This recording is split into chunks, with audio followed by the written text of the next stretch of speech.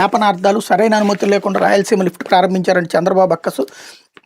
Telangana CM Revanth Reddy వ్యాఖ్యలను కనీసం ఖండించని బాబు. ఏకాంత భేటీలో ఇద్దరి మధ్య ఏం ఒప్పందం కుదిరిందో చెప్పకుండా గద్దింపు. శ్రీశైలంలో 841 అడుగులకు దిగువన నీటిని వాడుకోవడానికి సీమ ఎత్తిపోతలు చేపట్టారంటూ నిష్ఠూరం. సీమకు మేలు జరిగితే బాబుకు వచ్చిన నష్టం ఏంటని రైతుల ప్రశ్న. 881 అడుగుల కంటే ఎత్తులో శ్రీశైలం నీళ్లు నిల్వ ఉన్నప్పుడే పోతిరెడ్డిపాడు హెడ్ రెగ్యులేటర్ ద్వారా 44,000 క్యూసెక్కులు తరలించే అవకాశం.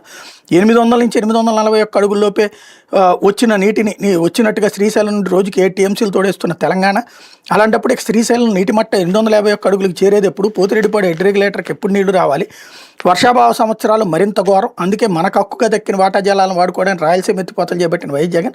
అది పూర్తయితే జగన్కు మంచి పేరు వస్తుందని కక్షతో దాన్ని ఆపేసిన చంద్రబాబు సర్కార్. రాష్ట్రంలో 90% ప్రాజెక్టులు తానే నిర్మించానంటూ బాబు బడాయి మాటలు. గండికోట బ్రహ్మన్ సాగర్లో పూర్తి స్థాయిలో తానే నీటి నిల్వ చేశాడు పచ్చబద్దాలు. జలయజ్ఞంలో 83 ప్రాజెక్టులు చేపడితే వాటిలో 44 ప్రాజెక్టులు పూర్తి చేసి జాతికి అంకితం చేసింది వైఎస్ఆర్ఏ. అందులో నెల్లూరు, సంగం, గాలేరు నగరి, వెలుగొండలను జాతికి అంకితం చేసింది వైఎస్ జగనే. 4 సార్లు అధికారంలో ఉన్న చంద్రబాబు ఒక్కటంటే ఒక్క ప్రాజెక్టుకి డిజైన్ నిర్మాణం పూర్తి చేసిన దాఖలాలు లేవంటూ ఇంజనీర్లు అన్నటువంటిది హైలైట్ చేశారు. అయితే రాయలసీమకు వెన్నుపోటే అంటూ రాయలసీమ